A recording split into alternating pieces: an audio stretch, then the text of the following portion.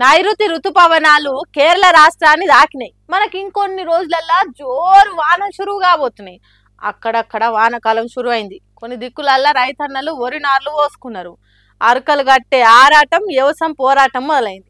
మరి ఇంత జరుగుతుంటే పెట్టుబడి సాయం కింద సర్కారు ఇచ్చే రైతు భరోసా ఎప్పుడు వస్తుంది? ఎప్పుడు రైతుల సెల్లులు ఠింగు ఠింగుమంటాయో ఎరికేనా? ఏమో ఎప్పుడు వస్తుందో తెలుస్తలేదంటరా. అయితే ఈ వార్త మీకోసమే. ఈసారి కూడా ఒంటె పెదవుకు నక్కాశ పడ్డట్టే అవుతున్నది రైతు భరోసా పెట్టుబడి సాయం ముచ్చట అని అంటుర్రు. వానకాలం వ్యవసాయం పనులు మొదలవుతున్నా ఇంకా రైతు భరోసా ఎప్పుడు ఇస్తుంది? ఇత్తనాలు ఎరువులు ఎప్పుడు కొనుక్కోవాలి? అదును పోతే మళ్ళా రాదు. ఆపదల అక్కరకు రాని సాయం దేనికి అన్నట్టు మాట్లాడుతున్నారు. తెలంగాణ కేబినెట్ మీటింగ్లో రైతు భరోసా మీద నిర్ణయం తీసుకుంటారు. యాసంగిలో ఎట్లాగో ఇచ్చి ఇయ్యనట్టు చేసిండ్రు. ఈ వానకాలం పంటలకైనా సాయం చేస్తారో అనుకున్నారట రైతులు. కానీ వాళ్ళు పెట్టుకున్న ఆశలు ఉత్తగా అయ్యేటట్టే ఉన్నాయని అంటుర్రు.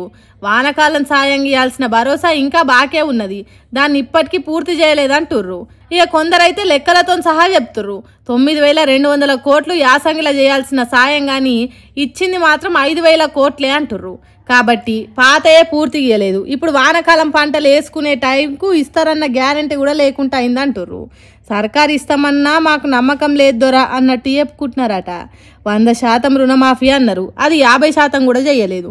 ఇప్పుడు రైతు భరోసా మీద కేబినెట్ మీటింగ్ల నిర్ణయమే తీసుకోలేదు. ఇంత ఘోరం ఉంటుందా? రైతులు ఏమైపోవాలి? పేరుకే రైతు భరోసా, కానీ అన్నదాతలకు సర్కారు ఇచ్చే సాయం మీద భరోసా లేకుండా పోతున్నదా అంటుర్రు. మరి పెట్టుబడి సాయం ఖచ్చితంగా ఎప్పుడు చేస్తారు? ఏ పంటకాలం వరకు అందిస్తారు? రైతులు ఆశ కొద్దీ ఎదురు చూడాలనా వద్దా అనేది ఎవ్వరు చెప్తలేరంటుర్రు ఊర్ల పొంటి రైతన్నలు. మరి చూడాలి రైతు భరోసా అన్నదాతల ఆశలు పెంచుతుందో తుంచుతుందో.